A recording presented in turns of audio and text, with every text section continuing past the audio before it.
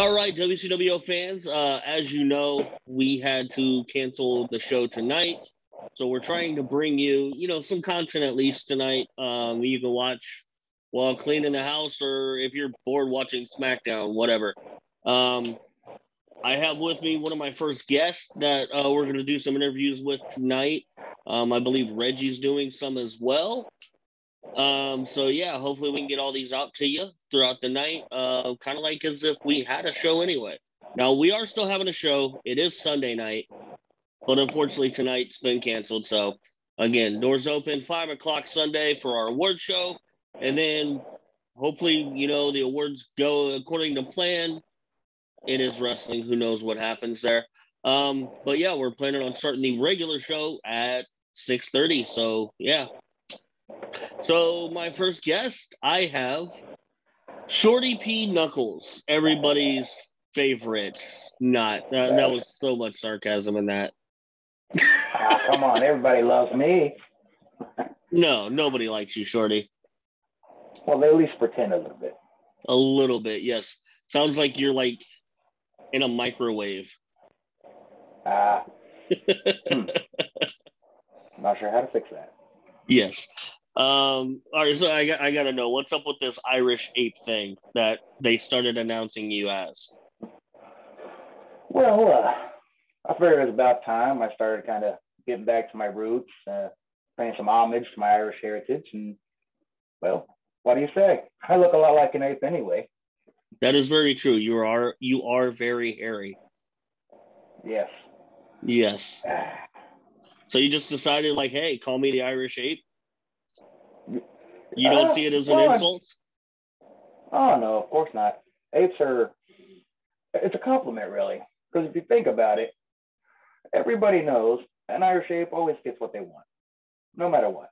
I don't know if apes have, like, heritages like that. Like, I don't know if there's an Irish ape.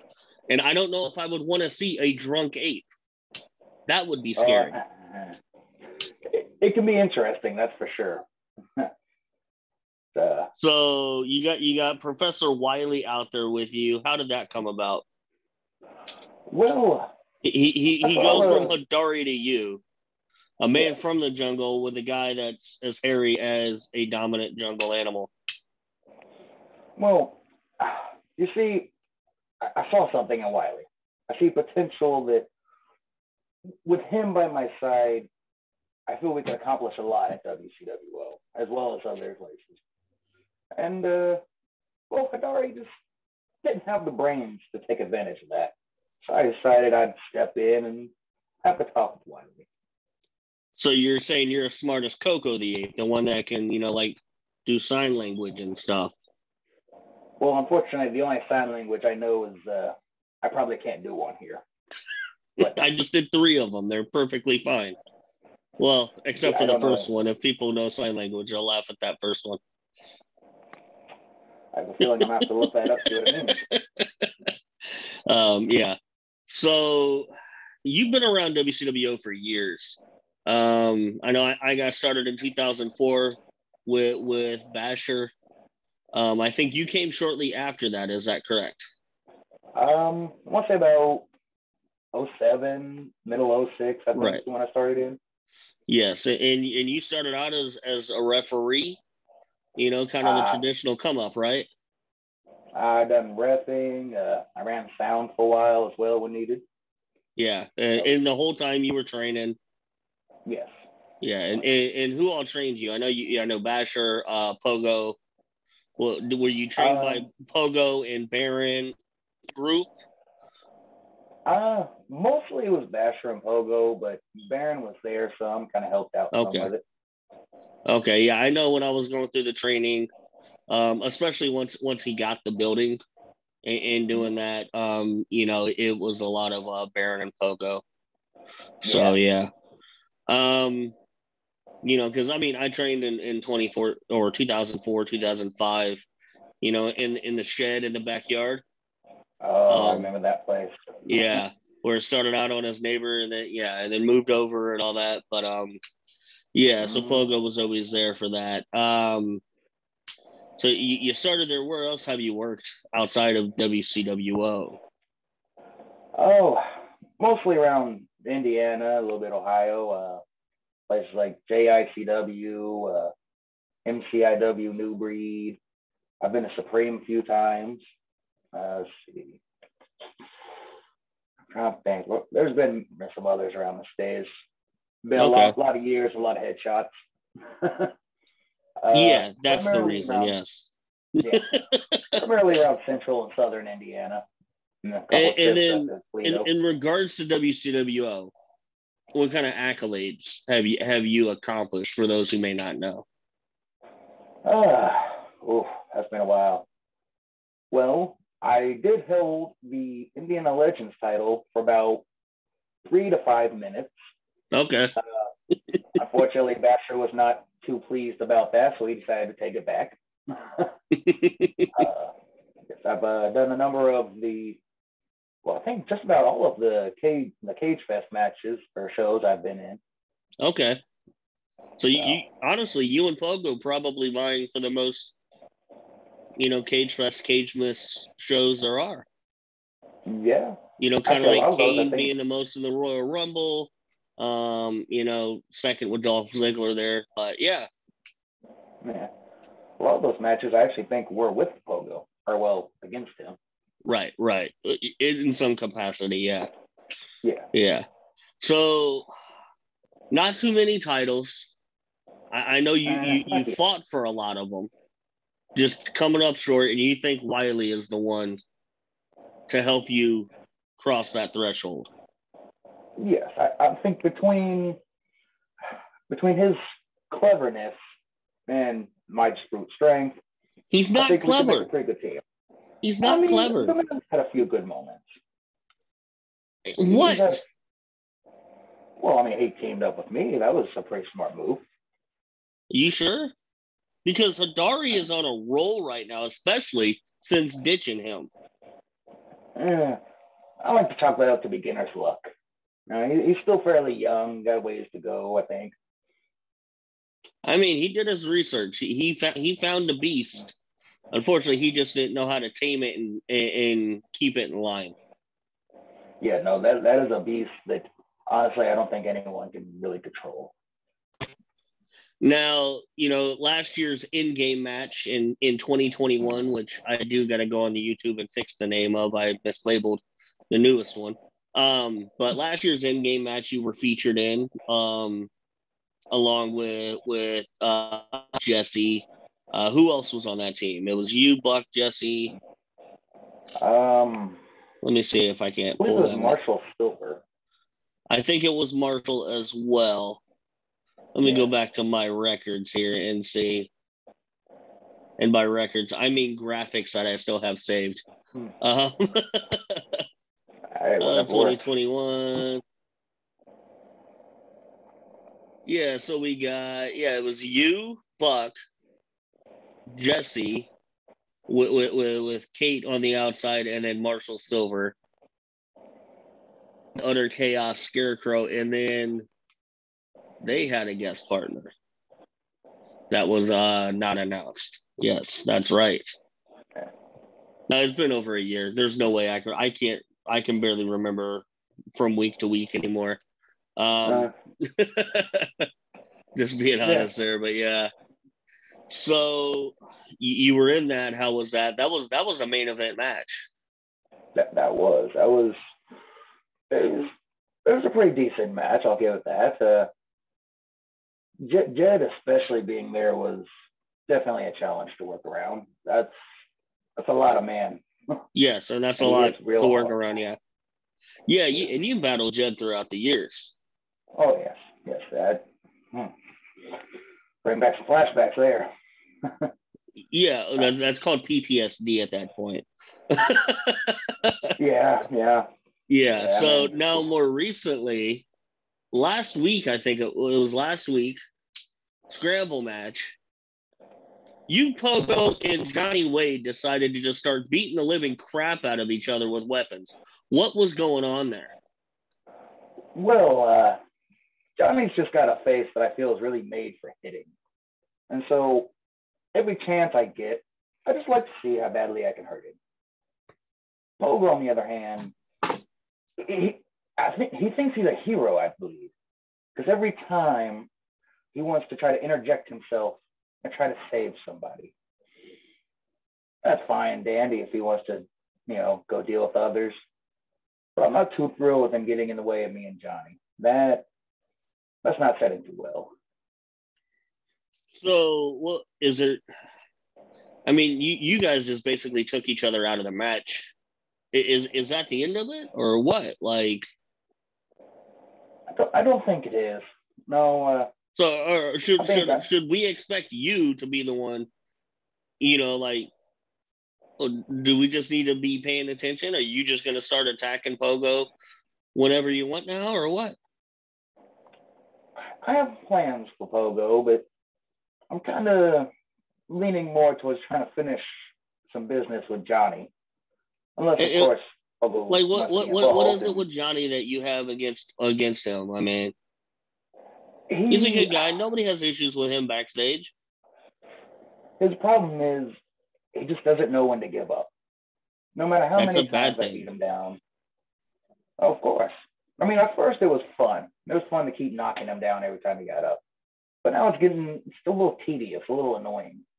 So I think I'm going to have to do something about that to kind of make him stay down. All right. Well, I mean, we'll see how much of that is allowed by the refs and management. But, yeah. Well, it was good. Thanks for hopping on here, Shorty. Just quick little chats, here and there.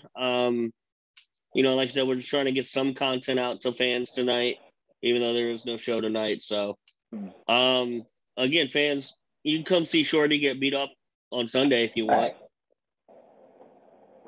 What's the matter? Nobody beat me up. Come on now.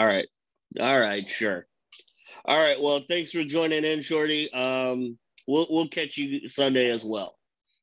Oh, most definitely. All right, so now one of our next guests here on the booking sessions on this special edition little thing that we're doing tonight. We have the ever annoying Mississippi bad boy Zay Gates. You already know. I'm glad you know, Brian. I'm glad you know. Well, I know you're annoying. Oh, no, I'm not annoying, though. I'm not annoying. I know that for sure. I'm very And so do the fans. Very entertaining. Nobody cares about the fans, but I'm very entertaining. I mean, I care about my cameras that you knocked out after you attacked Dex last week and then ran out of the building. See, that was on your end. That was nothing personal. I didn't mean to knock the camera over. It was just business. It was just business. So you feel me? We had to make sure that, we had to beat the Twins to the punch because we knew the Twins were going to try to somehow, some way stick their nose into Juwan's business. So therefore, you mean like you guys did? You stuck your nose into Juwan's and Dex's business. No, that is not what happened. Okay. Okay. We knew the Twins were going to stick their nose into Juwan's business and cost Juwan the championship, the Outlaw Championship that Juwan so desperately deserves. So therefore, me and Eric took it upon ourselves to strike first. And what happened? You weren't ordered by Juwan to come and do that at a pivotal point in the match? No, Juwan is his own man. Okay? Juwan didn't need our help, but at the same time, we saw what Dex did. Dex kind of cheated in that match. So we were like, okay. How did Dex cheat in that match? First of all, Dex cheated, okay? Dex cheated. You literally can't cheat in that match. He cheated. So therefore, right. So there was, you're saying there's no DQ. So would it be? I didn't say you guys cheated. I'm just saying you guys interfered in the match. But it's legal. I didn't say you cheated. I'm just saying, why'd you even have to get involved? That's what the fans are saying. The fans are saying we cheated. See, we heard what they were saying as we were running through the crowd. We heard what they were saying. We were running back. We heard what they were saying even after the fact. We didn't cheat. How did we cheat if it's no DQ? Come on now. No, I'm not the one saying you cheated. I know it was completely legal. I'm just saying morally, why would you guys even get involved? You had no reason to be there. What you mean? It's no DQ, therefore anything goes. Juwan is our guy. So, Brian, let me... Okay, but an ice cream man didn't come in and offer to sell ice cream in the middle of the match. Let me ask you a question. You see one of your closest friends in a fight. You're not going to help. You're going to stand there and watch. You're going to stand there and watch your friend get beat up, or even if he's not getting beat up, you're going to stand there and let your friend fight by himself? Did he start it? Doesn't matter. Because if he started it, it ain't my business. That's on him now. It doesn't matter. Juwan was in a fight. It was no DQ, so it was legal. Okay? So therefore, we came in. Hey, all's fair. Hey, fair play. I didn't say it was cheating. I'm just saying morally. Nah, I didn't say you said it. Juwan can't win without interference, it looks like. Juwan most definitely can win without interference, okay? Name a time we haven't seen that. Name a time Juwan hasn't won without interference. Literally, we're talking about that time right now. Okay. Triple threat match. Mac versus Timmy versus Juwan. Juwan won that match fair and square. Say he didn't. It's a triple threat match. He still won without interference. 1-on-1. For a title. The last time we saw Juwan 1-on-1 for a title, he was losing it. How is he losing it if he's still champion? Gunslinger, Dalton Davis.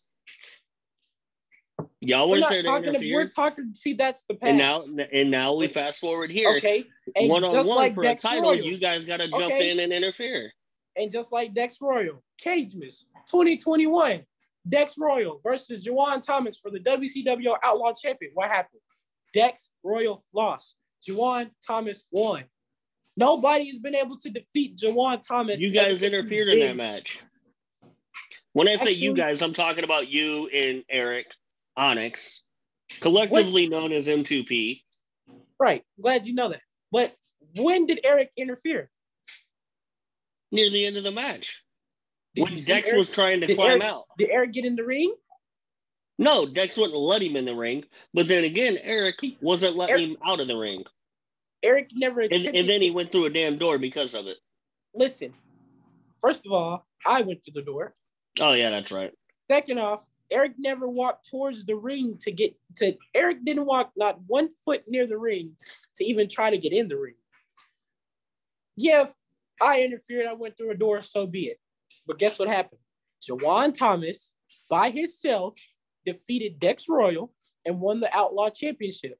You literally just said that you interfered in that match, so it's not by itself. Me interfering in the match, was my interference the cause of Juwan winning the title? It helped. Answer this. Yes or no? So are you saying your interference was useless? And if that's the case, why you keep going out there? I didn't say my interference was useless. I mean, obviously it had something. You know, it affected the outcome. You stopped Dex from being able to climb out. You distracted him long enough for Juwan to be able to capitalize. So we can't see Juwan win a title without interference. You're wasting my time, and you're trying to make it seem like Juwan Thomas cannot win a match on his own. So guess what? This Sunday, we will see Juwan Thomas kick Brandon Espinosa's head in by himself without our help. And then what are you going to say? Possibly. What do you mean possibly? He's the Outlaw Champion. No, it's just because, you know, Brandon Espinosa it comes from a completely different state. We don't know what the, you know, roads are like in his state. We don't know if he's got a booking or not, so he may not be there. That's up in the air for Sunday. Okay, well, yeah. Excuses. Hey, maybe he realized that Juwan isn't the man he want to fight. An excuse. It literally snowed feet in other states. I know that. All right, that's not really an excuse. That's not going to stop us from being there. Well, no, because you don't drive. You Uber. I don't Uber. I Uber sometimes, but I don't Uber to a show. What are you going to take one of those Lime scooters and get there? Never used that a day in my life. Actually, they're quite fun. You should. I use I'm them to actually get around downtown all the time. They're a lot of fun. yeah downtown, but not to get around like that. You know, I take my beautiful girlfriend. You know, the most beautiful girl in the world. Just two of you hop on one scooter? No, we ride separate scooters. Oh. Just saying, it can be done. You can save Yeah, some it can be money. done, but you know. Yeah, you can save some money by just sharing one scooter. Yeah, true, but you know, Yeah. spend money using two scooters. Yeah, I mean, look, it'll move. If my fat ass can get on them and get around, it'll work. So, all right, enough talking about you and Juwan and Eric cheating every week. Yeah, we don't cheat every week, but okay. So let's just talk. I mean, you've been training. When did you start training here? August 9th of 2020. Okay, so just over a year. Yeah. You know, now here's the odd part. Like we get questions all the time sent to us about, the age limit for training. Yeah. You know, obviously you started when you were not 18, 17. Right? Yeah, I was 17. Yeah, and that's what we tell people. 17 with, obviously parents signing a waiver. Yeah. I know a lot of parents will be like, oh, well, 17, like, look, if you're allowing them to play football, they can train for wrestling. Yeah. What's so crazy? I tried to train when I was 16. This is when Basher was around, but he wouldn't let me do it. So I was training under Chris. I think it was Chris. I forgot his last name. What I know his name was Christopher. He was at another organization. And I guess they shut down or whatever they had going on. So they sent my brother to Kid. So once they sent him there, my brother was like, oh, yeah, I'm here. So I'm like, okay, well, I'll go because, we were the same age. And that's how I got in. Okay. Now, and you've been training for a while. Like I said, you obviously not 17, but, talk about the experience. One being, let's be honest, you're not a big person on the smaller end. And also in there training with people that are 20, 21, 22 and way up. Yeah. So I actually enjoyed it because it's like me personally, I like to be around older people because to me, it helps me with a mindset. It helps me mature and be more humble because it's like, okay, I'm younger, you feel me? And they're older. So it's like, it's a lot to learn from them, especially when they've been doing it. And, they can give me more knowledge because, what I'm saying, I'm younger. I'm the only one that's really this young besides, at the time it was only me, my brother, Eric, and a couple others, but others, they didn't make it. They backed out and me and Eric kept pushing. Right. Just like in Rachel's training class. I mean, there were 10, 12 people. She's literally, I think her and Beaver the only two. Yeah, the only two that are left. And it's like, I thought I've always knew that there were, I knew that it was going to be hard from the jump because it's like, you have to, it's not a joke. It's not. You have to, your body, it's something that your body just can't prepare for within that day. So it's like, I understand why most people didn't make it, but at the same time, it's like, if you want it bad enough, you'll make it. Right. And that's what I wanted. That's what Eric wanted. That's what Rachel wanted. That's what Beav wanted. We all wanted it bad enough, and here we are today. So it's like, it's understandable on everybody else saying that's not knocking nobody else. I mean, I'm just grateful to be in the position that I'm in and, got to keep going. Right. No, and it's not a knock. I mean, even take me, for instance, I trained in 04 and 05. Actually, it's a similar situation when you were. I was actually still in high school, but 18 when I started. And, after I went through all the training, even had a couple matches, just decided in the ring wasn't for me. I really liked what I was seeing backstage. I really fell in love with the management. Plus I was doing broadcasting, and in school and stuff. So it's like, okay, I can combine both of these and just have a backstage role. So no, I get it. Yeah, it's not for everybody. I think somebody said, it was a quote that I heard. It said, "I chased a dream only to realize it was a dream." Yeah. You know, and that's what happens sometimes. You know, you at least it's better chasing a dream and realizing that than not trying it at all, though. Yeah, I like So the I like the backstage aspect too. I couldn't get the word out. Like I feel like if I was to be able, like if I was taken out of the game with like a serious injury, then that would be my, like I wouldn't be done completely. I'd probably like try to fill a backstage role or something, because I like the putting together the what I'm saying, the everything, the right, commentary stuff. Like I like it all. So it's like, in obviously you grew up watching it. yeah, You come into that back and you see even on our scale how many moving parts are happening to make one show 1 week yeah, happen. How many people it takes, how much effort it takes. yeah. It's chaotic, and it's like, and it's Yeah. amazing though. Like once you get everything done, it's like, wow, it's like put together a masterpiece. Like I understand the hard work that goes into it, and it makes me even more humble and more grateful to even be a part of it, because it's like it's a lot. Right. And you're still in high school. Yeah. So if you go to Warren, right? Yeah. So what's it like? You go to training, Tuesdays, and then Fridays you come to a show, Yeah. and then you show up back to school on Monday. What's Yeah. it like returning to school? And people be like, "Yo, did you wrestle this weekend?" Or Yeah. stuff like that. So before the wrestling thing came about, I was still pretty popular because I was just a new face coming from a new state. So it was just like, everybody instantly wanted to be cool with me off of that, because Now, I see, was when I different. was in school, if you were the new face from a new state, you just got picked on. Oh yeah. Yeah. Yeah, I heard about. Yeah, that's how it, like in elementary through middle school, that's everything I went through. Like when I would move from different cities in Mississippi, I would always get bullied because I was new. Yeah. But, as I got older, and then like coming from Mississippi all the way here is like, I was getting in trouble based off the fact that nobody wanted to pay attention in class. They wanted to pay attention to me because I was new. So, I went through that at first. But then as wrestling came about, and people were finding out, like, nobody knew that I was training because I kept it a secret. Not because I was ashamed or nothing. It was just like, I feel like there wasn't anything I had to tell anybody. But like,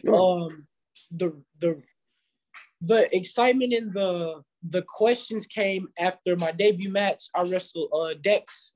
So when we wrestled, Friday, everything was cool. I even kept that match under wraps. Like, I'm like, okay, I'm not gonna say nothing about it. Once, I'm saying, it got out that I was wrestling, though, it was like everybody was coming like, oh my gosh, man, you wrestle? Like, that's cool. Like, what is it like? And I was getting a whole bunch of questions. The teachers were asking, like, oh, what's it like? Is it cool? Like, I watched it growing up. And it's like now, like a year later, as I'm wrestling more and I'm, I'm saying, in the position that I'm in, I'll get questions like, we come back from a break from the weekend. It was like, oh, did you wrestle? Like, oh, who did you wrestle? Can I see the match? So I'm literally showing the match, and like, right. It's like, it's cool. Like everybody liked it, and they loved it. You got any friends like coming to the shows or watching on the live stream? I had a couple watching the live stream because they would tell me like, oh, I watched it. It was like, man, you got your ass whooped. I'm like, whatever. But yeah, they ask me like, they'll ask me here and there like, how much are the tickets? And I'll tell them, and I'll try to tell them to come on Fridays, even teachers and all. But I don't know if they show up because I don't really pay attention to who's in the crowd. I just know by the time I come Friday, they'll either tell me they watched it or they'll ask me how it went. So, it's pretty cool though, like getting that question and the support that I have, even from people who are just not like people I don't even hang out with on a daily basis. I just them at school, they still support me. Right. But my biggest support. Go ahead. No, go ahead. But yeah, my biggest supporter overall, like since day one, I can say has been my mom, my girlfriend, and my girlfriend's mom. Like they've been my biggest support system since I've started. Right. Like in having somebody in your corner to support outside of training and wrestling is important. It really is, because if you don't have that, it's really hard to stay focused. Yeah. Well, to me, I feel like either way, I would have been good, but like just to have it makes me feel so much better, because it's like, once like it's all gonna pay off, and when it pay off, it's even gonna be more bittersweet because it's like y'all have been in my corner since I've started. So once it's paid off, it'll just be sweet. Right. So over the past year, we saw Juwan take Eric Onyx under his wing. We saw him take you under his wing. How did it come about you and Eric becoming M2P, and explain what the M2P stands for? Because we do get that question a lot, no matter how many times I tell people. Yeah, so I'm going to start by saying M2P stands for Mississippi to Prodigal Son, because I'm the Mississippi bad boy. He's the prodigal son. So it's like, we kind of just combined that. So we took the M and then the 2 from my M2B and then the P from him. But me and Eric, we've always been friends. Like, we've always been close ever since we started together. Well, when we first started, we were kind of a little rocky, but that's what happens when you meet new people. But and he's about the same age as you, right? Yeah, he's 19. He's a year older than me.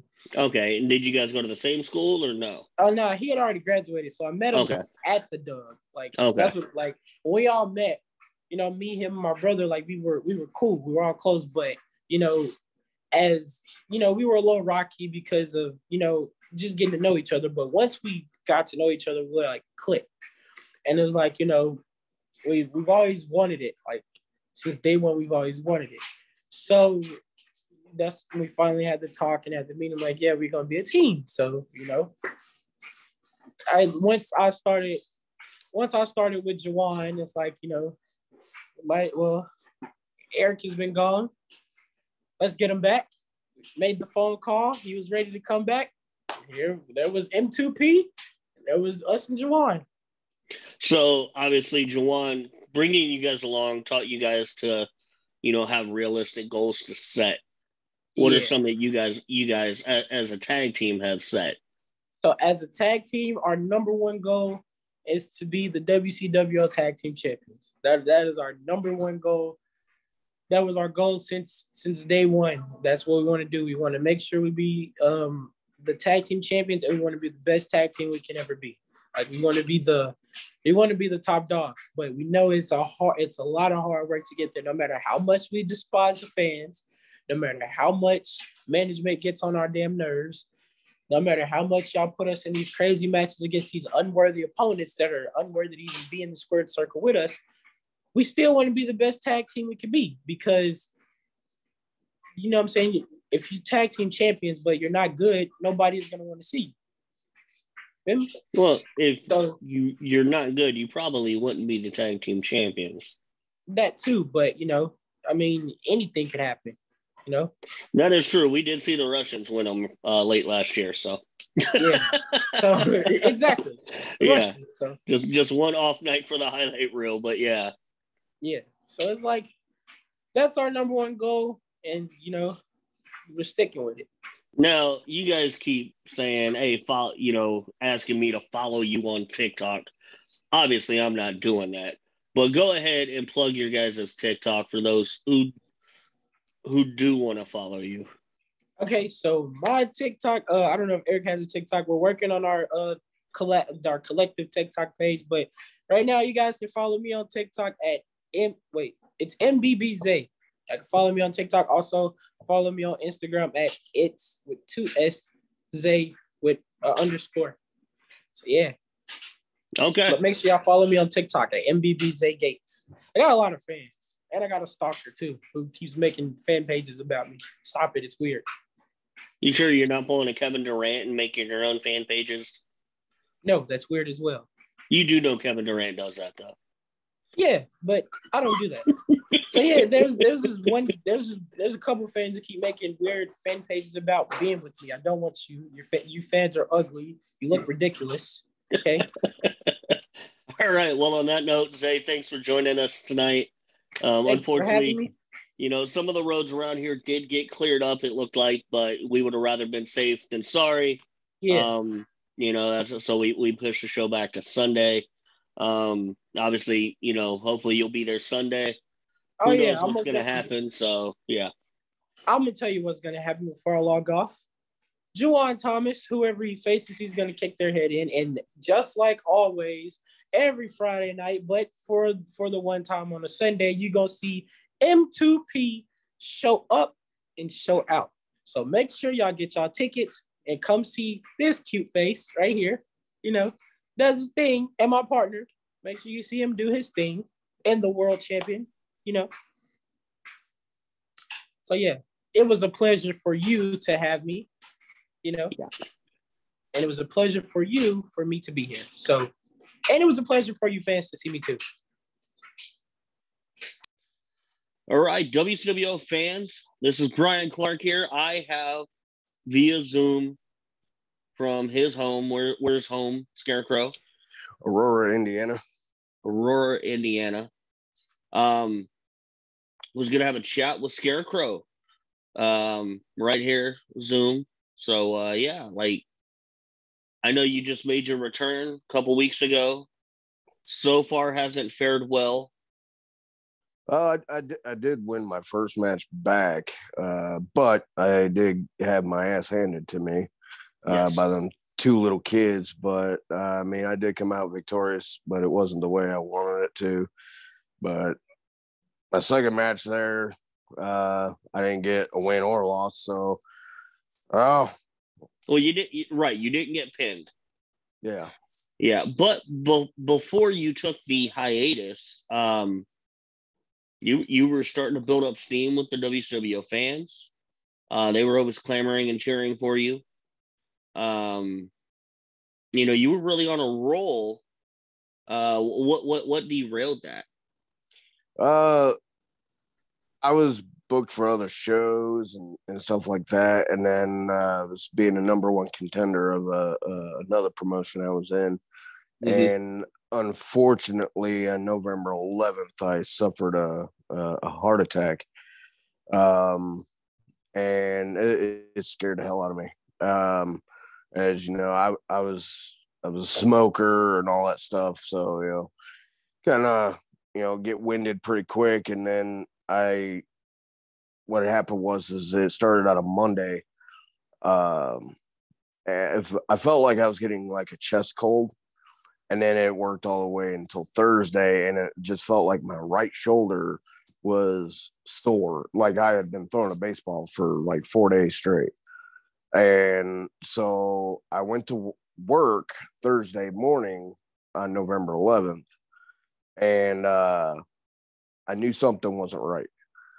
And so I did my regular job, checking people in and out as they come in. And then I was like, you know what? I got to go to the emergency room. So the client I work for told me to go ahead and go. And so I go to the emergency room, and I told them, basic stuff. My shoulder's hurting. It's radiating into my right elbow. And they're like, all right, we got chest pain. And I was like, I never said anything about chest pain. And sure enough, they hooked me up to an EKG and said, how old are you? And I was 39. They're like, you're too young to be having a heart attack. And that just set everything off, man. And I was in tears when they told me that, because I thought I was going to be done wrestling and all that stuff. And they said, no, just take a little break and, get healthy. And that's what I did. I quit smoking. I've been smoke free since November 11th, the day I had my heart attack. And my doctor was shocked. I did it cold turkey. I didn't use patches or gum or anything like that. And so that's where I had been gone, why I'd been gone for so long. And, when I made my return, I come walk through that curtain with that new song, and the crowd just lost it and popped for me, dude. They got really loud. I remember I was back there calling it, had to hit the buttons to lower the mic levels of the crowd for a bit.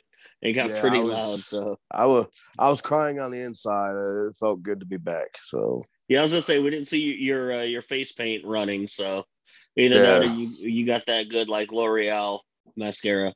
So let's talk about that. So you've been wrestling how long? For those who don't know, I've been wrestling since early 2005. And then I made my debut wrestling match in September 2005, and it was against Donnie Idol, and I won that match.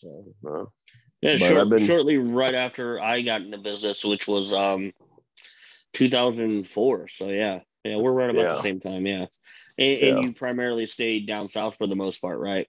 Yeah. I mostly stayed. Well, I mainly stayed in like the Columbus, Indiana area.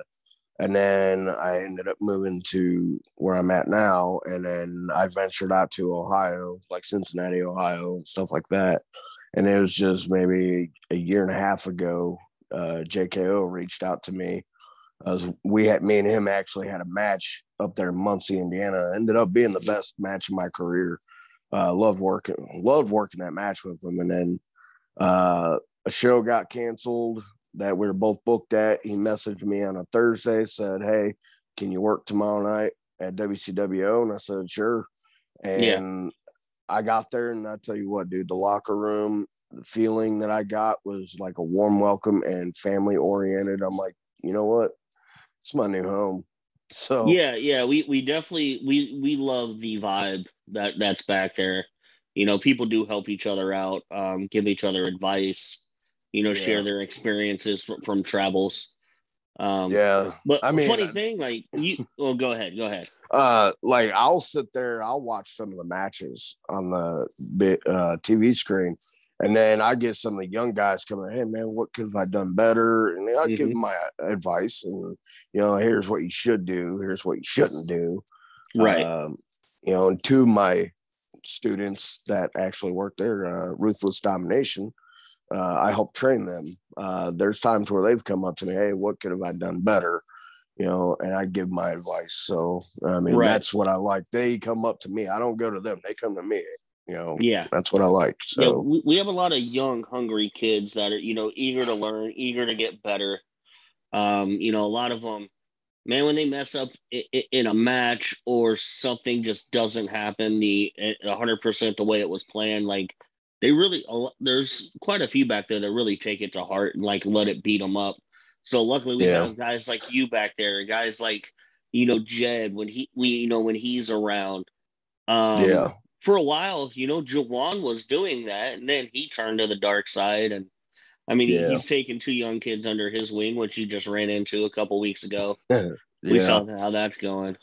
You mentioned, back training Ruthless Domination. It's funny. I don't think we've actually ever talked about it because we really only talk on Fridays for the 20 minutes that we may have before showtime, like, that we're finally set up. And, that's if we've got everything set up. Our first run in with each other wasn't even at WCWO. It was back at the ICW days. So. Yeah. So I think that was the first time I saw you there. And Ruthless Domination just breaking in there. So now, Scarecrow, like, where did that come from? What'd you tap into there? Because I'm not gonna call it a gimmick because it's not. I've seen you putting on the face paint in the locker room. I've seen, once you start applying that, your attitude changes. You're not, like you go into a zone. It's not a gimmick. It's a feeling that comes over you. It seems like. Yeah. See, back in 2014, I was going through some personal stuff. And my now ex-brother-in-law, he's a fellow wrestler also. He's like, "Hey, why don't we," because we had a group called JWO, which we had permission from ICP to use. We just couldn't sell merchandise. And Cooter had messaged me and said, "Hey man, why don't we just start painting our faces?" I was like, "You know what? That's a good idea." So Boondocks, being my favorite independent rapper, I was like, I'll paint my face like him, change up a few things, whatever. And it stuck. And I was only going to do it maybe a couple months. And then Flash Flanagan looked at me. And at the time I was running heel. He looked at me and said, "No, this gimmick's working for you. We're going to turn your face. And you're going to run with it." And ever since, dude, it like shot my career up. And because doing the Fast Eddie gimmick wasn't getting me anywhere. So I have Cooter and Flash Flanagan to thank for that. And then it's like whenever I'm putting my face paint on, everybody respects me and walks away. And yes, they do. They let me do my thing until I'm done. And then all of a sudden it's like once I get in that zone, I'm like, I'm like Hulk Hogan. When I'm getting ready, don't come talk to me. Don't Right. just leave me be. Except me, I'm the one that comes and tries to plump you on. Yeah. Yeah, yeah. And it's like, leave me be for a few minutes so while I get the stuff on. Because I'm concentrating when I'm putting it on, and that new look I got makes me look demented, basically. And that came from the another one of my students kind of gave me that idea. Tyler, he goes by Split Rail. He's like, dude, hey, I think you should do this. And he sent me a screenshot of a guy from the movie Purge with the black circles and and I was like, man, I think that will work. Tried it, and dude, everybody's like, no, we want you booked like that now. Yeah. I was like, all right, I'll start doing it. I've heard, and our fans comment on the social, when we're live streaming, the comparisons to Sting, but it wasn't really drawn from Sting. It was from being a fan of the ICP deal and just ideas left and right from others and yourself. Yeah, I think they probably based it off of Sting because it's basically the same colors. And there's one move or two moves that I do that he does, but I'm trying to get away from that now. That's why I do the Crossroads, which Eric Onyx knows the wrath of that. No one was mad when you hit him with that. Nobody was. Yeah. I hope he was all right. Not really. Yeah, you don't care. You don't care. Yeah. So you started in 2005. Where else have you, like outside of Indiana, have you worked? I know you mentioned Cincinnati. I actually debuted in October, a month before my heart attack, in my hometown of Joliet, Illinois. Okay. I'm probably going to start crying when I talk about this, but you're wearing glasses. It's okay. I always wanted to perform in front of my mother, and unfortunately I couldn't do that. My mom was my biggest fan, and she passed away November 29th, 1999 or 2019, 10 days after her birthday, and it was on a Black Friday. She passed away, and Rocket Pro Wrestling reached out to me and said, hey, we heard rumors that you wanted to come home and wrestle. Can you wrestle October, whatever day it was? And I was like, yeah, I have the opportunity to wrestle for my little brother so he could see what I do. Mm-hmm. And when I walked through that curtain, I saw my mom cheer me on, even though I never got to, perform in front of her, spiritually, she was there. Right. You felt her, you saw her. Yeah. Yeah. And it was funny thing is a week after she died, I won the HPW Cruiserweight Championship a week after she died. And I was heel at the time, and it was very emotional for me. I beat Doo-Doo Brown in that match, and very emotional. And because that year sucked because I lost a good friend of mine, November 19th, and then 10 days later I lose my mom. So November 2019 was horrible, but I got to that was my biggest thing, was working in my hometown in front of my friends that I went to high school with, my little brother who got to see me perform for the first time ever, and I got invited to go back. So hopefully here in the future I'll get to go back. Yeah, definitely. And so what about the Michigans or the Kentuckys or? I haven't been up to Michigan. Okay. And then Kentucky, got to have a license. I mean, I'm working on getting my Kentucky license. I wouldn't mind going out there because my biggest goal was to get to Ohio Valley Wrestling to perform in front of Al Snow. And, one of the students that I helped train, not full time, Ari Alexander. She is now making her AEW Dark debut. Yes, this week or last week, I can't remember. But that's where she started at Ascend Pro Wrestling in Cincinnati, and then she's grown to Ohio Valley Wrestling, and she's turning into somebody huge. I've seen her quite a few times, when I traveled and shoot other shows, like Thunder Blunder, stuff like, she was there. She took on fellow OVW star Hollywood Haley J there. So she's grown quite a bit, like rapidly. Yeah. But my goal was to get to OVW so I could try to make it to Impact Wrestling, and now AEW's out. That was another goal, which, getting up there at my age, it's going to be hard to do. Yeah. So I don't know, man. They're starting to hire a lot of the older guys. Yeah.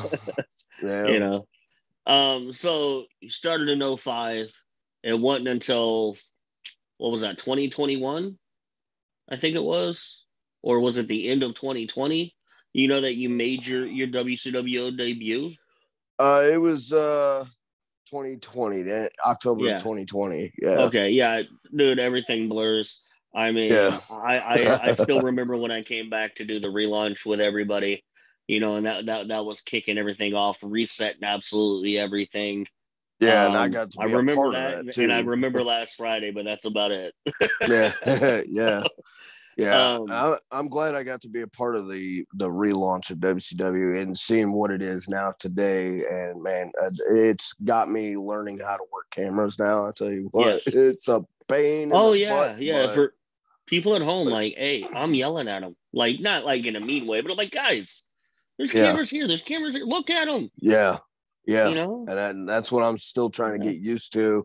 I noticed one spot that I did in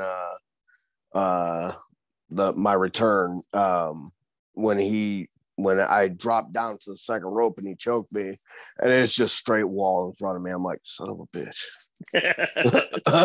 Yeah. And I'm in the back like, damn it. I'm just thinking to myself, like, there's nobody there. Like, why are they going over there? I was like, why am I facing this damn wall? And then but like, look, even the guy doing the, whatever, choking you, like, he doesn't want people to see that. That was my mistake. I was like, shit, man.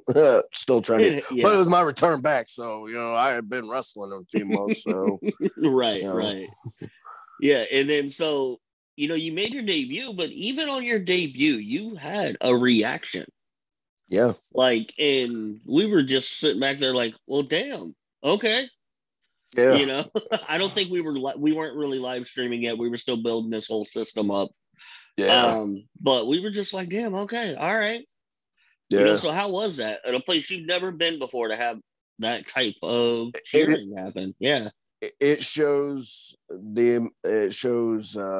where my character that people's been watching. That's what it's a vindication, it seems like. Yeah. And when I come through that curtain and I got the pop that I did, I'm like, okay, we got something here. It told me that many of those people have seen my matches, especially like Kevin Mitchell. He's been to HPW. He's everywhere. Everywhere. A lot of promotions that I've been in, he's been to. So he already knew me. And then it's, fans that I've never met, just cheering for me. I'm like, man, okay, we got something here. This is where I want to stay. So, and you had a feud with Jesse Winchester. Yeah. Buck. Buck Sexton. I mean, there's been guys that you've had some beef with. Just give me your thoughts on them, or as far as the few feuds you've been involved in, which, I mean, since you come back, you kind of haven't found people aren't really messing with you, which is good. Yeah. So but when you first came in, there were guys that were testing you. Yeah. That's it. When I first came in and I started having that feud with Jesse, it was fun working him. And then and then I catch him at another promotion, and then I kind of took him under my wing. Okay. And but there was still that hatred towards each other. There's an animosity for sure. Yeah. We had that build up for the end game match, and it ended up down to me and him, and unfortunately he got the win on me. And then of course, with Buck Sexton, I have seen him start as a ring announcer, work his way as a wrestler. Super proud of the guy, honestly. Now he's running his own promotion. But when I came back, I disappeared for a while. I came back, and then he decided to put his nose where it don't belong, and I beat him that night. But ever since that night, he hasn't been back. So right, and then I'm surprised you haven't had run-ins with people like Jackson Morgan, Jason Levi. Are there any matchups you'd really like to have? I've worked Jackson Morgan a couple times. I'm more of the helping to get the younger talent over, so I would like to work Hidari maybe in a tag match. I mean, me and him work a tag match together, try to become tag champions, or have a feud with him. Toby Jack is another one. Brody, the big boy Brody, love to work match with him. I see good things coming from Little Rachel. When I wasn't there, I would watch the live stream and I would cheer her on. We saw your comments. Firecracker. That kid's a firecracker. She's coming along really well. I mean, she's just now hitting a year in the business. And look what she's already doing. And then I've worked IK3 Jonathan Wolf several times in HPW. I was gonna say that's probably what gave me the heart attack. That took some years off. Super proud of him. I mean, I'm glad to see him back, honestly. Yes. He deserves to be in that ring. That's where he was. I wish he came back with a different attitude, more humble, but he didn't. Well, you got Blake Wright in his ear too, so. Or is he in Blake's ear? Who knows? Yeah, one of the two. Situation is but I super proud of the kid. I've seen him from the beginning of his career to whatever the hell happened, personally behind the scenes to now. I mean, I stand behind IK3 100%. Yeah, but his attitude could be a little different. And maybe you can be the one to check him. Yeah. So now that you're back, goals? Any titles you want to make a run for? Yeah, actually, I do have goals. Maybe Gunslinger Championship, and then maybe the Outlaw Championship. I don't know. We'll have to see. Scarecrow's testing the waters. I'm scouting people. Right, and look, Dex and Juwan, they had their battle. We just saw Juwan once again. Technically he didn't cheat because it was no disqualification by having M2P, come into that match, but not the most honorable win once again. Yeah. So I don't know. Hey, maybe he sees this. Maybe he takes exception to it. Yeah. And if he does see it, I'm all game. The Crow loves to play. So. All right. Well, thanks for taking time out. Unfortunately, we did have to cancel the show tonight. Just the weather sucks. It does. Yeah, but we'll be there Sunday. Award show plus the actual show. So we're just pushing it back 2 days. So it's all right. Yep, most definitely not. And I'll be there Sunday. Granted, I have to work Monday morning, but who cares?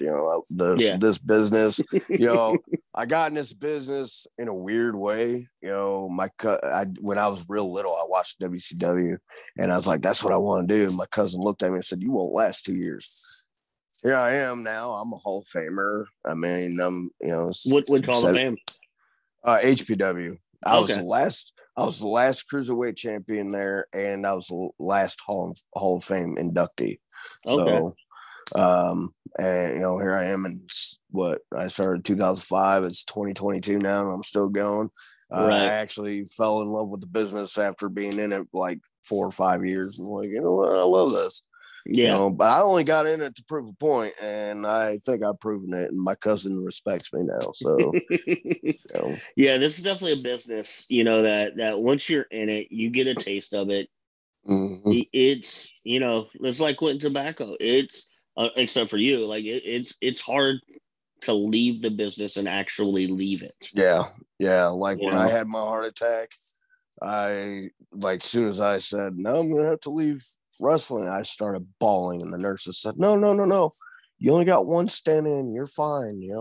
If it was a major heart attack, it'd have been a different story. But you only had a minor heart attack. Take a couple months off, get rehab. You'll be fine." And I was like, all right. And that, to tell you, it was tearing me up.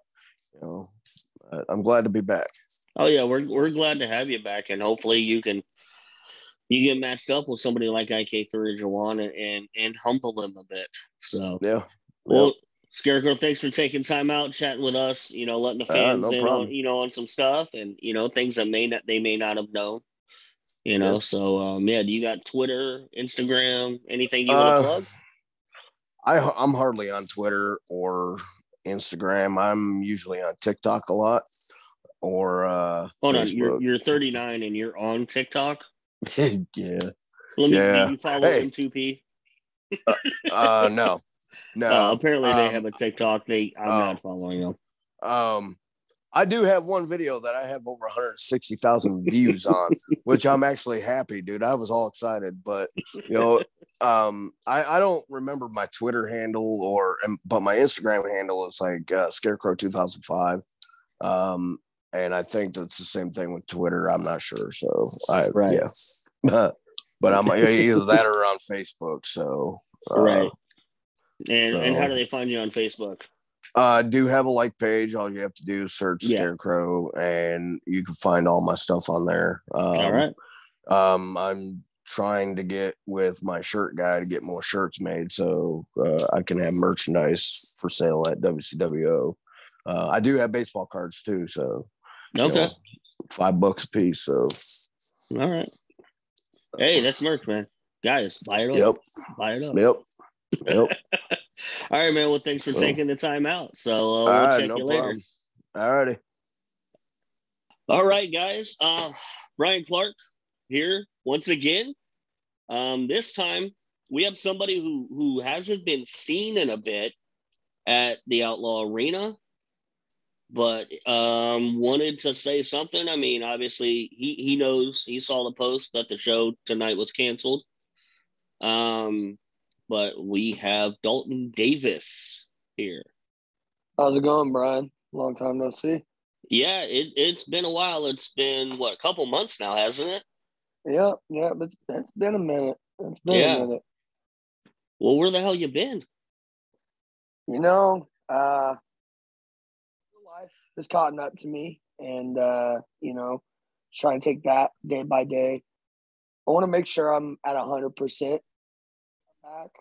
Not necessarily health-wise. Health-wise, I feel the best I've ever felt. But I just want to make sure I'm 100% mental going in to the dub, because give the dub what you want, say what you want. But I mean, a lot of the top athletes there, you got guys like, Jason Levi, Jawan Thomas, Colby Jack, Blake Wright, Dex Royal, people like that can go. And I want to make sure I still got that, and I don't want to be able to. I want to be able to be 100% me. But I will let you guys know, time's a ticking. See you boys soon. Well, he's not there anymore, so I guess it's not copyrighted, the whole TikTok thing with that cross guy. Well, let's let the Dub fans, kind of in on who Dalton Davis is. So I'll say that most or many might not know this. You got started really early on. So, like, I mean, we get a lot of questions sent in to us about, what's the age you have to be to start training with us at WCWO. And we always say, 17 with your parents' permission and signing a waiver. Now, you didn't train initially at WCWO, but you got started way earlier than that. Yep. So, me and my dad went to a wrestling show in West Terre Haute, and it was for a promotion called CWF. And it was front row. It was a tag team match. The heels were on the outside. Baby faces went to go do a double suicide dive, cheap spot. And baby faces overshot. And 8-year-old Parker ended up catching one of them in the front row. Was concussed out of my mind, but I mean, I was just that explains a lot. It does. It does explain a lot. Just like that feeling that I had, like I'm part of the action now. Like, this is cool. So, of course, they had people come check me out, make sure I was all right. They brought me to the back. I got pictures of people. And ever since that day, my dad started working security for them. They later transitioned to a company that people may know now called New Wave Pro. And I remember I started off, I was just part of ring crew, ringing the bell, just happy to be there. I thought I made it, man. When they told me to start ringing the bell, I instantly started looking at wrestling boots. I thought, that was my break. Right. And Mikey Guest seen, the fire I had, and he was like, look, man, he's like, I can't have you wrestle. He goes, but what do you say about reffing? And I was like, dude, yes. Like, yes. Any way I could be in there, yes. Now, so I started reffing. I want to stop you right there. So, a lot of times people forget about the ref. And given that, now obviously you transition to being a pro wrestler, how important is it for somebody to actually take that spot as a ref first, or maybe not first, but at least do the job for a bit to working in as a wrestler? Really, I can't give you, everybody's like how it would help everybody, but I can tell you what really helped me with it. Reffing really helped, get me out of that glass box I was in, that shell. Just being in front of people, you know what I mean, and learning the pro wrestling lifestyle. Now is when it comes to how it helped me, in the ring today, stuff like ring positioning, knowing the rules of a match, knowing how I can stretch the rules. Cause I mean, you've seen me do it a couple times. Yeah. Learning how I can, more specifically recently with a paddle. Hey, yeah. Look, first of all, JB had it coming. Okay. JB had it coming. I can argue that. But yeah, reffing really helped me get out of my comfort zone, learn how to, be in the ring, learn how to move with the guys. Because I mean, as a fan sitting in, you're just like, okay, that's the guy, that guy right up there in the stripes. That's the guy that lays down the law. And that is true. But you got to learn how to work with your guys instead of against your guys. Keep that fluid motion going. And I would say that was probably the biggest thing that's helped me as a pro wrestler. So then, you started out as a ref. How long did you ref? I ref 2 years, maybe close to 3. Okay, so we're looking at what, 16, 17 before you started transitioning to actually training. I was still wrestling. I was still wrestling towards the later years of my career. I was still wrestling. You mean it was actually no, I was reffing and wrestling same time. But there was a show that New Wave did. It was at ISU campus. It was for Relay for Life. And not a lot of people know this. And this is a cute little bow on top of my big pro wrestling story. But there was some guys that didn't show up And, you know, at that point, Mikey was letting me, you know, learn my bumps, learn my rolls, learn how to protect myself just in case of, you know, it ever came down to it. And he comes up to me, he goes, "Hey man, you know, we're stretched for guys. Do you want to try to wrestle tonight?" I was like, "Yes, dude." So the only condition was that I had to wrestle under a mask. And I mean, thank God, because no way my, you know, pre-puberty self was going out there. But fun fact, first ever pro wrestling match was with a guy that I know everybody knows at WCBO, guy by the name of Jason Levi. Okay. And you know, we did that match, and instantly I was hooked. Now I continued reffing for a little while after that, just because of my age, and I still wanted to be in the business. You know what I mean? Yeah. For a kid of my age at that point, you know, going from watching it, wanting to be in there, to actually being in there is two different things. I didn't want to mess up that spot in any way. And eventually I went to Mikey and I said, "Look, man, I appreciate everything, every opportunity you've given me, you know, reffing, but wrestling's where my heart is." Yeah.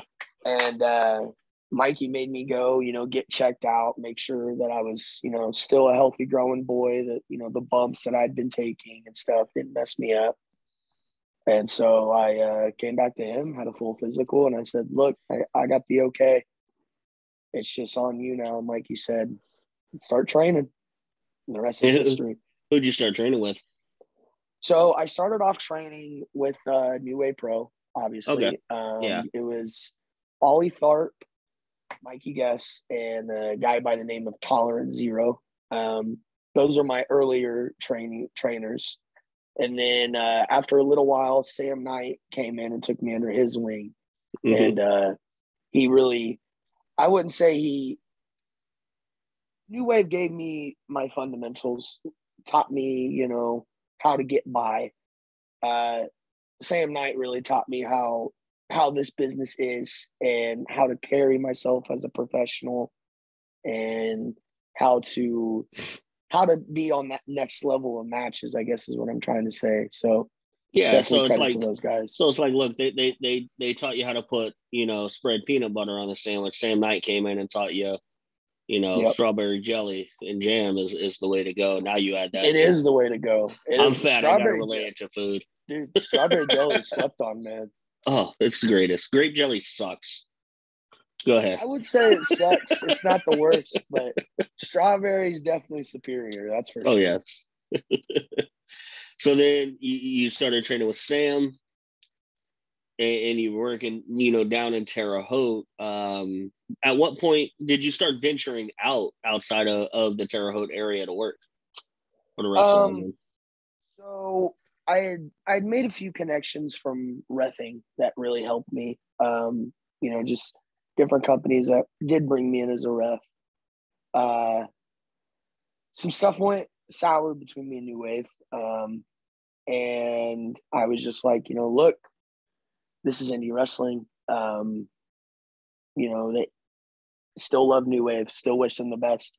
And likewise they do me. It wasn't a big conflict. It was just, you know, it was time for me to go. Yeah. I felt like I had done everything I could do at New Wave. And so I wanted to start venturing. And I'd always had connections with Kid. When I was reffing, Kid, JKO, helped me get on NWA CCW. And at the time when Rob Kincaid was running that, that was just a huge deal. Yeah, those were packed shows, man. Kincaid knew how to promote. Yes, he did. I live over here on the west side, and even though the show was in Greenwood, you know, right here on the corner, you know, outside the Taco Bell, which I go to religiously, you know, whenever there was a show coming up, you know, 2 months out, he had a sign right there, you know. So those shows were packed. Yeah. My first match I ever got to ref for NWA CCW was JKO versus Corporal Robertson. So it was just you standing there waiting for one of them to die. Pretty much. I mean, those men were going at it. Yeah. But I had made some connections from reffing, and I remembered I was still reffing, and I was under the hood at the time, still wrestling, and I was at WCWO, and the spot opened up. Kid and IK3 and a couple other guys came up to me and was like, "Hey, we know you know how to wrestle, so you're gonna go out there and do that tonight." Yeah. And I was like, I don't even have gear, like, what? And so I got a pair of high-waisted trunks handed to me, a pair of boots handed to me, and said, "Hey, kid, we're wrestling Don Basher tonight." I was like, okay. So that's kind of, I would say WCWO would have been my start onto venturing out different Now, places. you mentioned the high-waisted trunks. You still kind of wear those, right? You prefer Okay, those? so the ones I have now, those are high-waisted trunks. The ones I started in were high-waisted biker shorts, kind of like early years Samoa Joe style. Mm-hmm. Yeah. Those I will say, I do not prefer those. But the trunks and probably my butcher cut singlet are my favorite. Those. Okay. Yeah. Yeah, I feel comfortable in those. Yeah, the high-waisted trunks, Shawn Michaels, I think, for me growing up, kind of made that famous for me. Like, those trunks came just below his nipples, I swear. The Well, tights did anyway. the idea that I had for the high-waisted trunks, I'd been really diving into Japanese wrestling at the time, and really became a big fan of Kenta Kobashi. Yes. And just, how he wrestled, and it wasn't about, the pretty stuff that wrestlers like to see, the Canadian destroyers, the Ranas. No, Kenta Kobashi is going to chop you in your chest until your chest cavity caves in. Plain and simple. And that's kind of something I wanted to mold myself after. And the guy who won't take credit, IK3, he was like, "Dude, you should go to Trunks." I was like, "Nah, I don't know about it." He just stayed. I mean, you know how he is. He just badgered you until you finally did it. Yeah. Stayed on me about it. Then one day I sent him a picture of me in him, and I said, "Fine, you got what you want." And he was like, "Thank you, finally."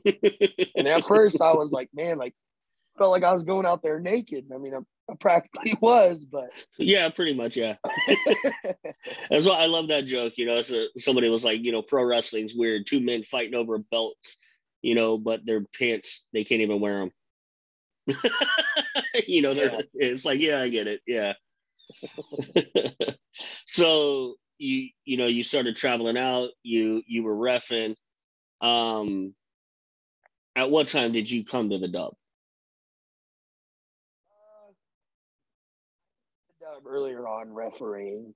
It was just one of those off and on things.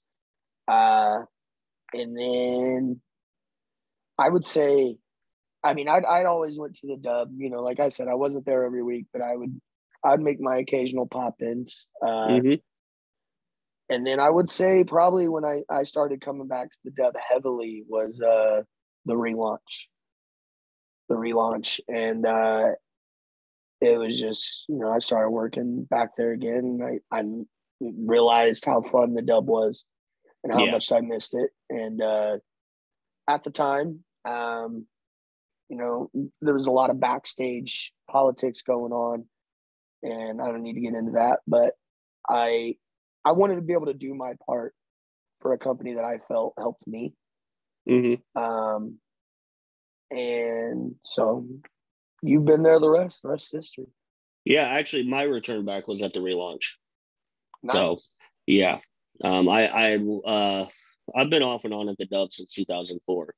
When I started training with Basher, I was still in high school, but was 18. Then I came back after a while.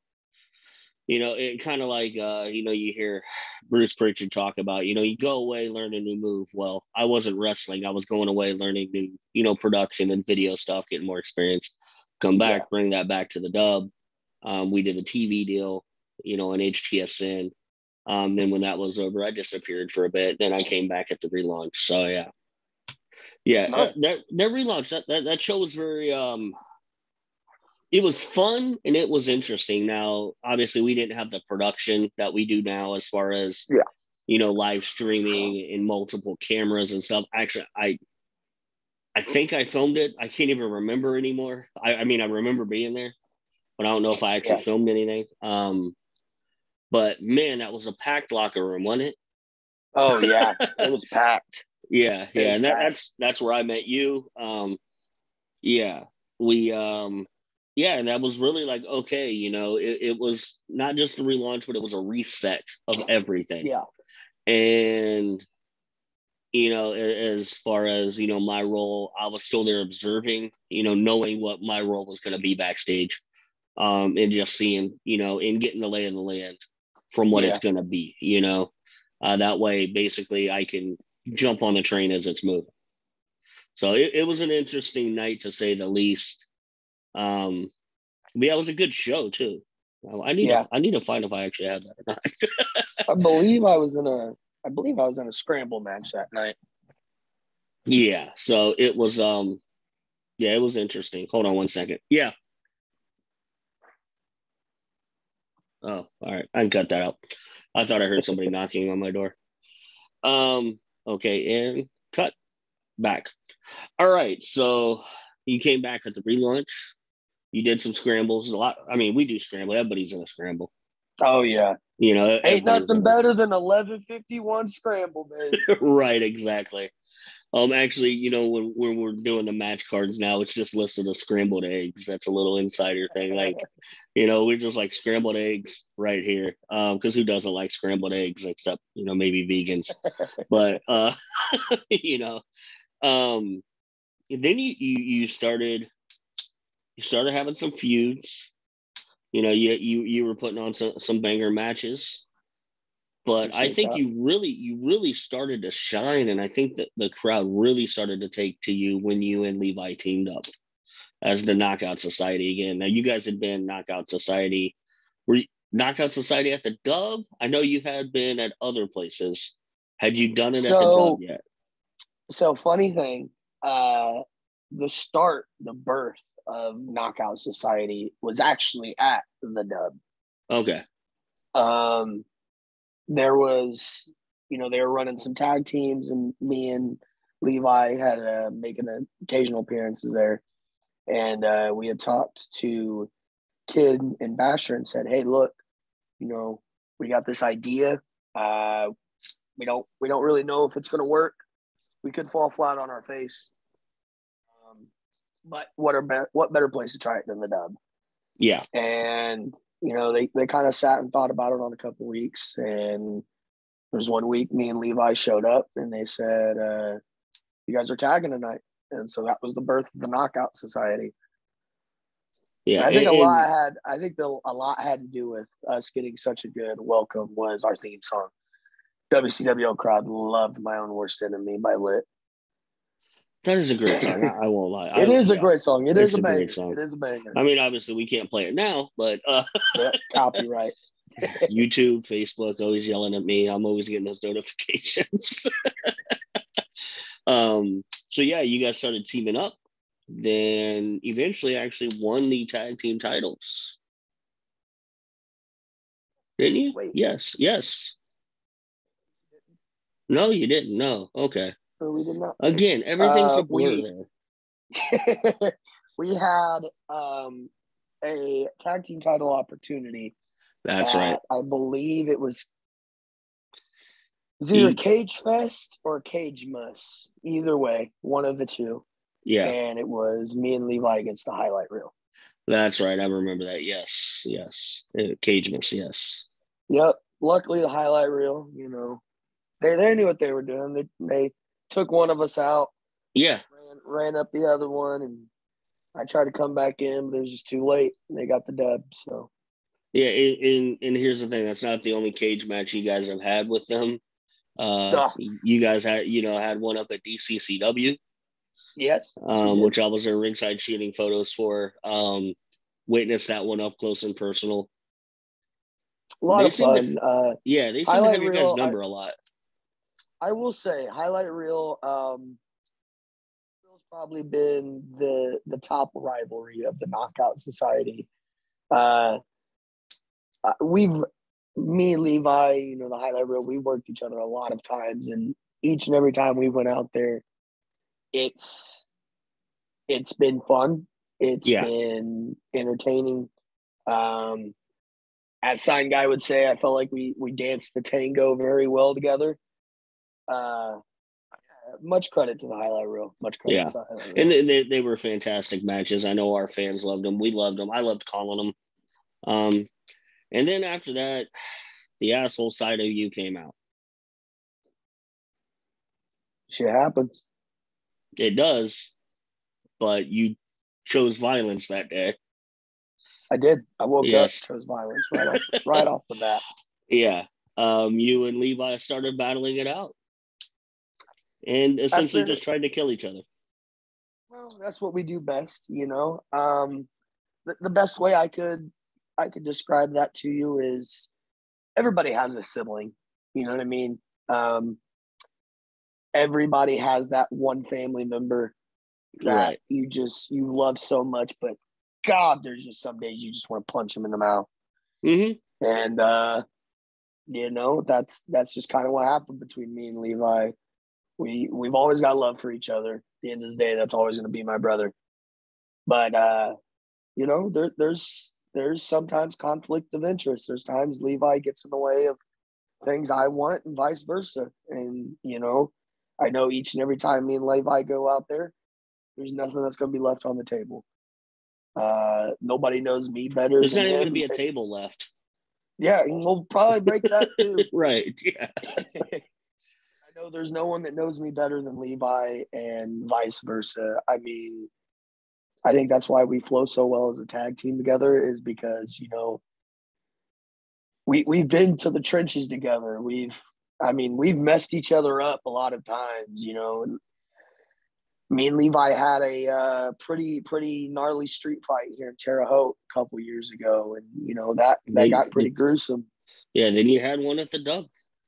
Yeah, I did. Yeah, where you guys tried to kill each other. Yeah, it wasn't fun cleaning up, but you're not the one that has to clean up. So,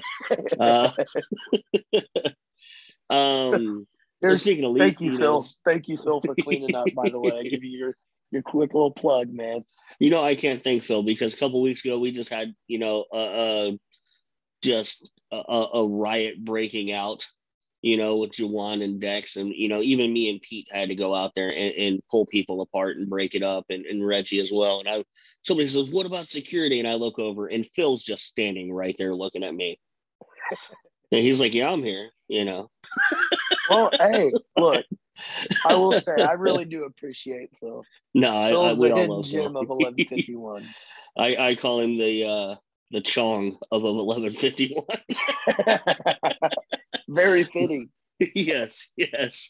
So, then talking about Levi, have you been watching what he's been doing? He's just causing chaos. He's just being the general asshole now. I've seen bits and pieces. The problems he was giving Rachel.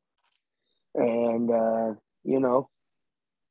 I can't say that I fully agree with it because that girl's like a third of his body weight. But as they say, mess around and find out. Rachel messed around. She found out. It's the nature of the business, you know what I mean? He took her head off a couple times. Here's the thing, though. She keeps getting back up. She does.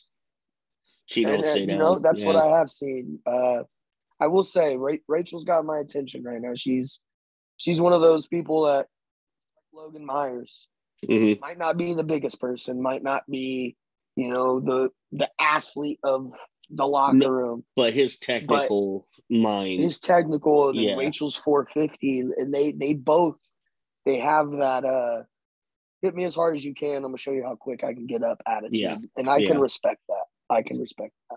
So then recently you were the gunslinger champion. You knocked who was it that you took it from?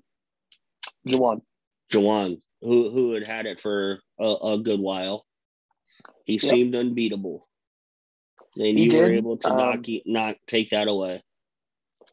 Well, where I think Jawan messed up was one of the pit fight for it, and that's something that I will say I feel like is my specialty. Most guys they see the light tubes and they see the skewers and they see the blood and guts and they're like, I don't know about that. So where that's home for me, Brian. Right. As weird as it may sound, I know I was in that. That little sound that blood makes when it hits that canvas, that fight or flight feeling is what I live off of. And me and Jawan, we went out there at the pit fight 11:51, and I will say that was probably one of my better matches of last year. Jawan beat the shit out of me. I can't lie. Part of it, I still got a scar on the side from the light tubes that were on the cage, and yeah, I can't lie. Jawan beat the shit out of me. But you came out victorious at the end of that.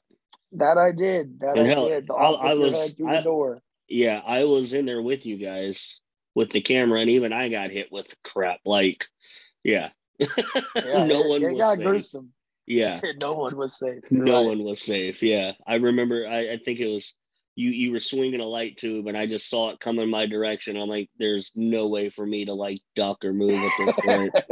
And just shards of glass after it cracked over Jawan, just smacking me in the face, the eye. I swallowed some of it. Like, yeah.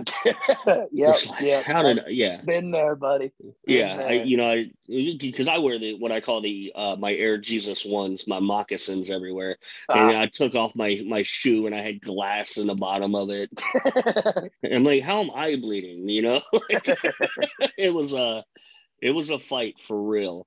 What would you say some of your favorite matches since the relaunch have been at the Dub? The pit fight.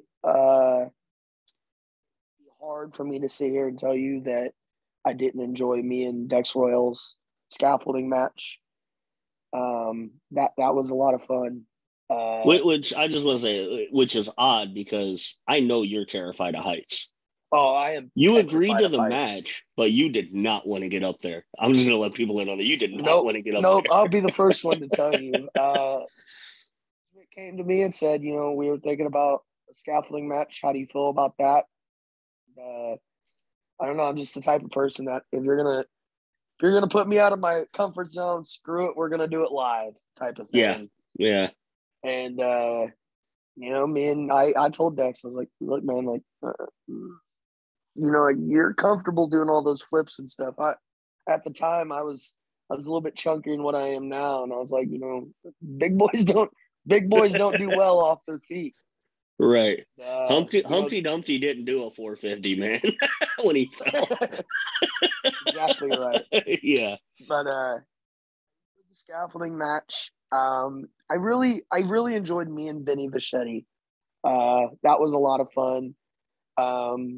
Me and Logan Myers feud, I really did enjoy. Logan's unbelievable technical wizard. Yes. I mean, he's got a list of guys like asking, "Hey, I want him in a match." He had put me in holds that I didn't even know I could bend in. So, you thought you were going for a wrestling match. You ended up in a yoga session. Yeah, literally.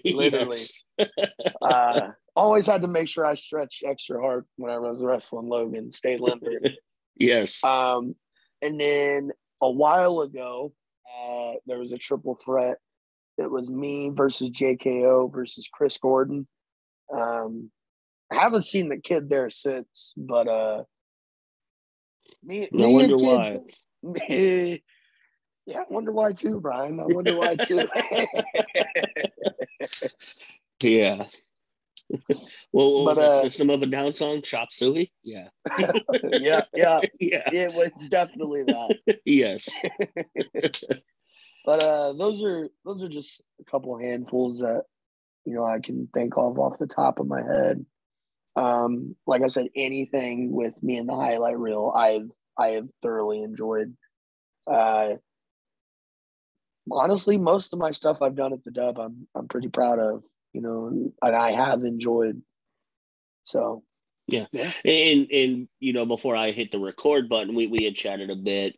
Obviously, when things settle down for you, you'll be coming back at some point, Yep. or at least that's the goal. This is cool. When that happens, who's on that list? The list is long, because play for a while. I gotta prove who I am again. But I'd say the top of that list is IK3. Okay. That is somebody who I think I need to be in there with before it's all said and done. And not saying that time's going to be anytime soon, but I think me and IK3 could have a good one for the fans. Who else? Like I just chatted with Scarecrow a little earlier. He had, mentioned how he had wrestled IK3 before. He mentioned how he might want to do it again. And I was like, no, bro, you just came back from a heart attack. Like, no. Yeah, yeah. IK3, he does this. Yeah. IK3. Yeah. It's in his blood. The company's literally his blood. Yes. I just, I feel like he'd be the pillar for me at the Dub. If I could knock off IK3, who was there to beat me? Who was there to tell me that I can't have the territorial title? Who's there to tell me I can't have the outlaw title? Or who's there to tell me I don't go back for my gunslinger? Because rightfully so, Brian, I haven't had my rematch. That is true. Now, although that, that gunslinger is now on Colby Jack. So who you used to be friends with? Look, man, there was a time that I did try to find joy for people. And I did try to help people out, but the nature of the business is a dog-eat-dog world. Right. If Colby Jack has the title, so be it. I'll take his head off just like I took Jawan's off. And not to mention, Jawan is the outlaw champion. You have beaten him in the past for the gunslinger. Keep it warm for me, Jawan. Keep it warm. All right, well, Dalton, thanks for chiming in, checking in with the fans here at WCWO.